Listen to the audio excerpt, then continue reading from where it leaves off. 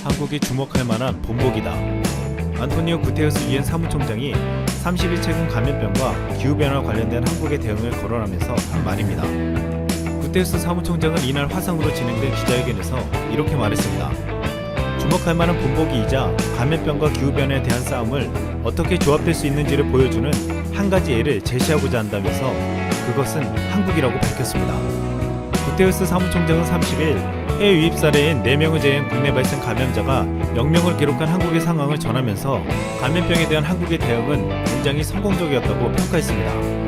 또한 구테르스 사무총장은 한국은 석탄 화력 발전소 감축과 탄소 배출 감축 등 그린딜 계획을 제출했다면서 매우 야심찬 그린딜이라고 강조했습니다.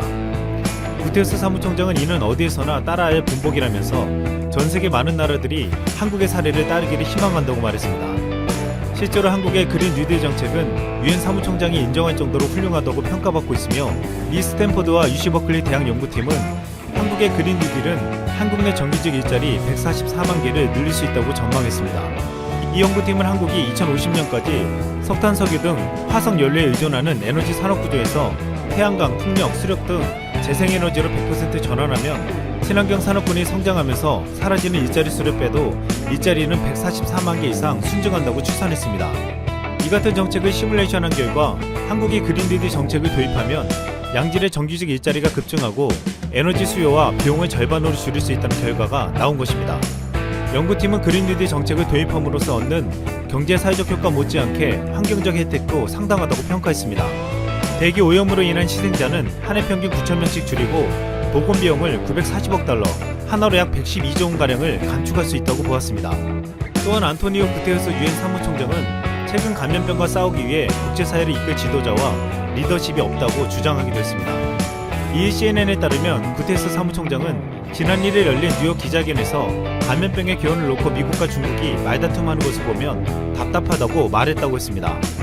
트럼프 대통령은 최근 중국은 11월 재선에서 내가 떨어지는 데 도움이 된다면 무슨 짓이든 할 것이라고 주장했고 중국의 관영 한국시보는 중국은 미국 선거 개입 같은 것에 아무 흥미가 없다는 외교부 성명을 인용해 전달했습니다. 이에 트럼프 대통령은 중국의 피해자들이 중국을 상대로 소송을 걸 수 있게 만드는 주권 면책을 제한하는 방안을 논의하고 있고 중국의 책임을 묻는 대규모 관세를 부과하는 것도 검토하고 있다고 했습니다. 구테르스 사무총장은 리더십 부재와 결여 현상이 명백하다면서 어느 때보다 세계가 한데 뭉쳐야 하는 상황인데도 국제사회가 분열되어 있는 것이 누구 눈에도 분명하다고 지적했습니다. 구테르스 사무총장이 강력 비판하는 것은 이번 감염병뿐만 아니라 기후정책에 있어서도 G2국가인 미국과 중국은 그동안 제대로 된 역할을 하지 못했기 때문입니다. 트럼프는 취임하자마자 파리 기후협약 탈퇴를 선언했습니다. 파리 기후협약은 세계에서 가장 강력한 기후변화 협약으로 125개국이 비준했으며 2016년 11월부터 발효되었습니다.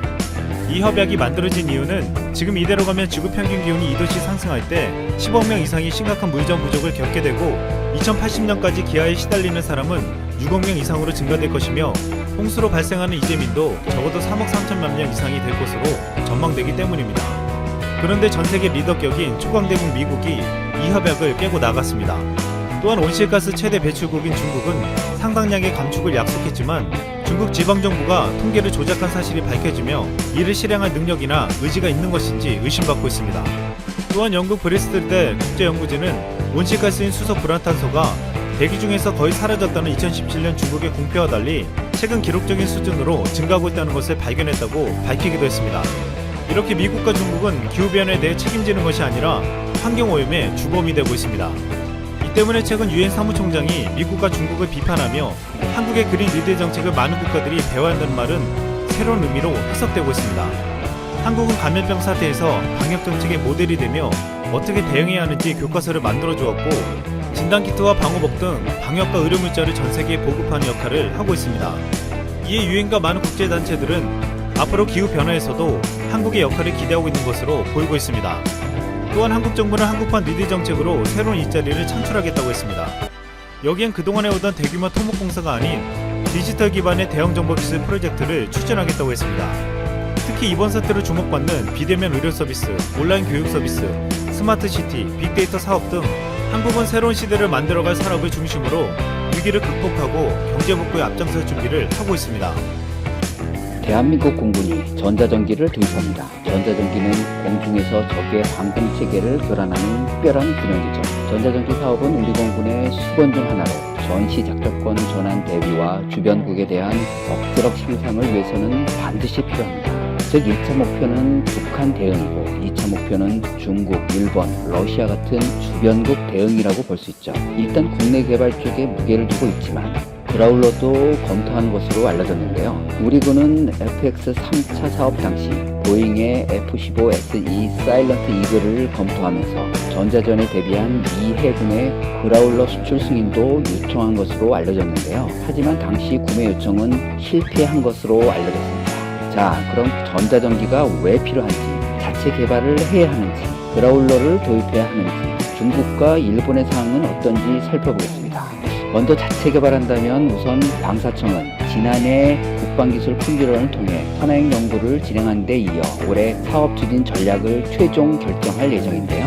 군 안팎에서는 선행 연구 결과 전자전기를 해외에서 도입하는 것보다 국내에서 개발하는 방향으로 가닥을 잡은 것이 아니냐는 얘기가 흘러나오고 있습니다. 약 2조 원으로 알려진 전체 사업비 중 약 5천억 원을 들여 전자전 장비를 개발하고 나머지 1조 5천억 원을 기체 구매 등에 사용한다는 것입니다. 전자전기를 국내에서 개발한다면 기종을 선택해야 하죠. 하지만 군 내부에서는 전투기처럼 빠른 속도의 기종이냐, 수송기처럼 장비 통합과 확장이 가능한 기종이냐를 놓고 공군과 ADD가 입장 차이를 보이고 있습니다. 이 중 공군은 속도가 빠른 비즈니스 제트를 선호하고 있는 반면 ADD는 T-130처럼 넓은 공간을 갖춰 장비 통합과 확장이 수월한 수송기를 선호하고 있는 것으로 알려졌습니다. 사업 추진 전략이 국내 연구 개발로 추진된다면 ADD가 전자전 장비를 개발하고 국내 업체가 선정된 플랫폼에 체계 통합하는 방식으로 추진될 것으로 보입니다.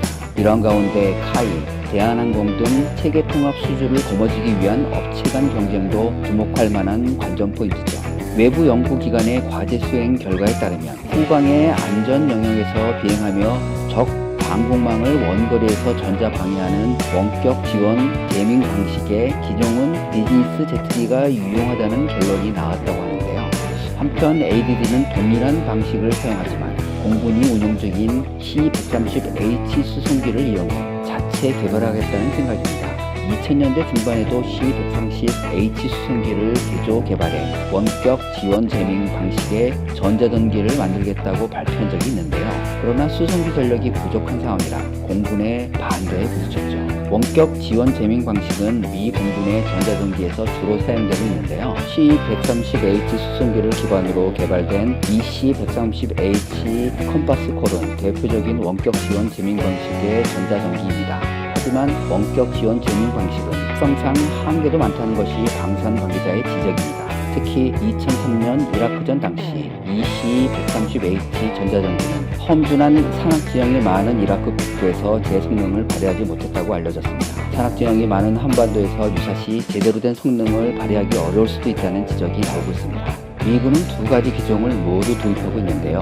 미 해군의 그라울러는 전투기이며 미 공군의 EC-130H 컴파스콜은 수송기입니다. 하지만 미 공군은 EC-130H가 노후화됨에 따라 주요 전자전 장비를 해체해 G550 비즈니스 제트기가 기반인 EC-37B로 교체할 계획입니다. 미국은 러시아와 중국의 대공망을 침투해 표적을 흡역할 수 있는 차세대 전자전 체계, 즉 NGJ의 실전 배치도 추진 중입니다. 미 해군은 패트리엇 미사일 제작사인 레이시온의 10억 달러 규모의 1차분 NGJ 개발과 생산 계약을 체결했고 오는 2021년까지 실전 배치할 계획입니다. 미 해군이 NGJ 배치를 서두르게 된 것은 S-300과 S-400 등 러시아가 이미 실전 배치한 최신의 지대공 미사일의 위력 때문입니다.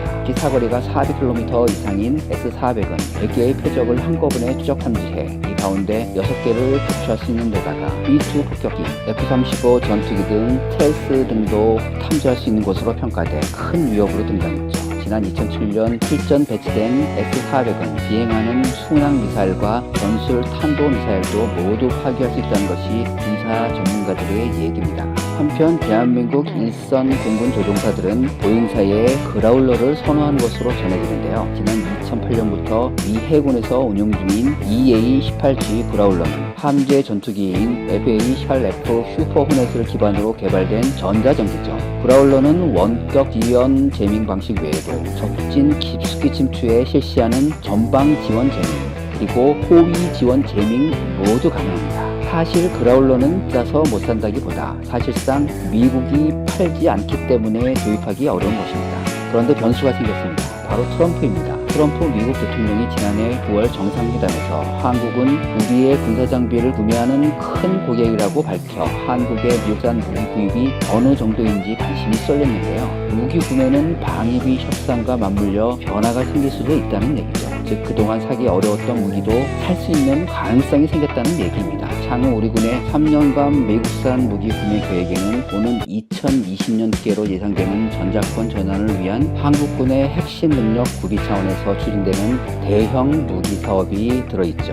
군에서는 조인트 스타즈, 해상 작전헬기 시오프, 전자전기 그라울러, 공중충제기 피스아이 등을 구매 대상으로 검토하고 있는 것으로 알려졌습니다. 전자전기를 도입하는 까닭은 첫 번째, 북한의 거미줄 방공망을 뚫어라. 우리 군이 전자전기 도입을 서두르는 것은 북한의 거미줄 방공망 때문입니다. CIA도 북한의 방공망 밀도가 세계 최고 수준이라는 평가를 내린 바 있죠. 북한은 한미연합 공군 전력 저지를 위해 평양 일대에 4중의 방공체계를 구축해 놓은 것으로 알려져 있습니다. 북한의 방공 시스템은 공군 사령부 예하의 항공기, 지대공 미사일, 오사포, 레이더 부대 등으로 이루어져 통합 운용되고 있는데요. 북한이 최근 보유한 지대공 미사일은 최대 사거리 260에서 300km에 이르는 SA-5, 최대 사거리 13에서 35km의 SA-3, 최대 사거리가 48km인 SA-2인데요. SA-5는 40여기, SA-3는 140여기, SA-2는 180여기로 추정됩니다. 2018년 국방백서에 따르면 SA-2와 SA-5는 전방과 동서부 지역에 주로 배치되어 있습니다. 즉 적기의 출현 고도에 따라 단계별로 저지, 격추하는 다중 요격 방어망을 구축한 것인데요.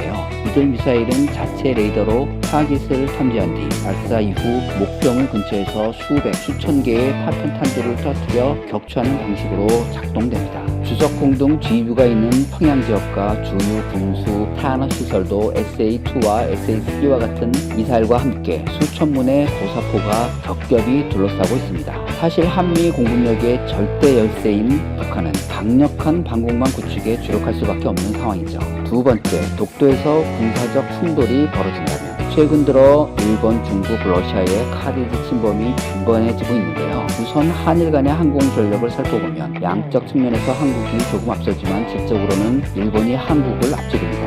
항공기 숫자는 한국이 1614대, 일본은 1572대로 비슷한데요. 전투기는 한국과 일본이 각각 406대와 297대로 숫자상으로는 한국이 많습니다. 공격용 헬리콥터는 한국이 112대, 일본이 119대로 비슷하죠. 그러나 일본은 F-35A 도입 숫자를 당초 42대에서 147대로 변경하고 147대 가운데 42대를 항모 탑재용 F-35B로 도입하는 등 최신의 스텔스 전투기를 잇따라 확보한다는 계획입니다. 일본은 전자전 능력도 강화하고 있습니다. 특히 중기 방위력 정비 계획에 수백 킬로미터 내의 적 레이더와 전자 장비를 방해, 마비, 파괴할 수 있는 최강 전자전 공격기 그라울러의 도입 방침을 밝혔습니다. 세 번째, 방공수별 구역을 마음대로 넘나드는 중국입니다. 한국의 방공별 구역을 멋대로 들락거리는 중국이 바로 문제인데요. 중국 정찰기가 한 해 동안만 해도 100차례 이상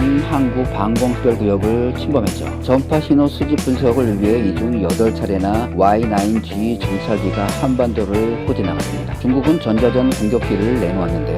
그라울러를 따라 만든 J-16E와 J-15D가 그것입니다. 중국은 전자전 포드 KG-800E, AN/ALQ-99F와 동급이라고 주장하고 있습니다. 이들 전자전기를 가동하려면 주변국 정보를 파악해야 하죠. Y9G를 한반도로 내보내는 이유입니다. 중국이 유사시 한반도에 전자전기 전투기를 투입할 경우 우리 군의 레이더 시설과 대공 미사일에 치명적인 손상을 줄 전망입니다. 제2차 세계대전 이후로 제공권 장악이 곧 전쟁의 승리를 의미하게 되었는데요. 상대 눈을 멀게 하는 전자전기는 제공권 장악의 필수 요건이기 때문입니다. 전자전은 세 가지로 나눌 수 있죠. 첫 번째, 전자공격, 적 전자파 사용을 무력화하고, 두 번째, 전자방어, 적 전파 방해에 대응하고, 세 번째, 전자지원, 적 전파 정보를 입수한 것입니다. 만약 그라울러를 도입한다면 어떻게 될까요? 그라울러의 핵심 전력은 다음과 같습니다. 첫 번째, 레이더. 장거리 탐지 능력이 뛰어날 뿐만 아니라 적 레이더를 순식간에 먹통으로 만들어버리죠. 가까운 거리라면 적 전자장비의 회로를 태울 수 있습니다. 두 번째, 제밍포드. 기체 외부에 설치하는데요. 방해전차를 쏴 적 레이더를 무력화하죠. 5개까지 설치가 가능합니다. 세 번째, 리시버입니다. 날개 끝단 윙팁에 내장하는데요. 둘이 짝을 이뤄 전자전 공격을 하죠. 적 레이더 전파를 파악하게 됩니다. 그리고 레이더를 전문적으로 파괴하는 미사일을 장착했죠. 그라울러에는 F-22 킬마크가 있습니다. 훈련에서 2차례 F-22 랩터를 가상 격추한 적이 있는데요. 2007년과 2009년 일입니다. 논란의 여지가 있고 비록 운이 따르기도 했지만 이 스텔스기를 상대할 수 있다는 것을 보여준 사례이며 그만큼 그라울러가 우수하다는 얘기입니다. 현재 미국 말고 그라울러를 보유한 나라는 딱 하나 호주이며 핀란드가 작년에 승인이 떨어졌죠. 그런데 앞서 얘기한 것처럼 일본과 중국의 움직임이 심상치 않습니다. 일본은 중국과 러시아 핑계를 대고 있습니다. T2 기반 전자전기를 먼저 도입하고 은근슬쩍 그라울러를 미에 요청 중입니다. 일본이 그라울러를 보유한다면 동북아 군사력 균형은 크게 흔들립니다. 진짜 문제는 한국입니다. 전자전에 관해선 걸음마 수준이죠. 전자전 포드 ALQ200K가 있다고 하지만 본격적인 공세용으로는 부족하며 주변국 전파 정보는 아는 게 없죠. 전자전기의 성공적인 운영을 위해선 다양한 신호정보 수집 자산을 운영하고 분석할 인력도 양성해야 합니다. 오늘의 결론입니다. 전자전을 소리하면 강력한 무기도 무용지물이다.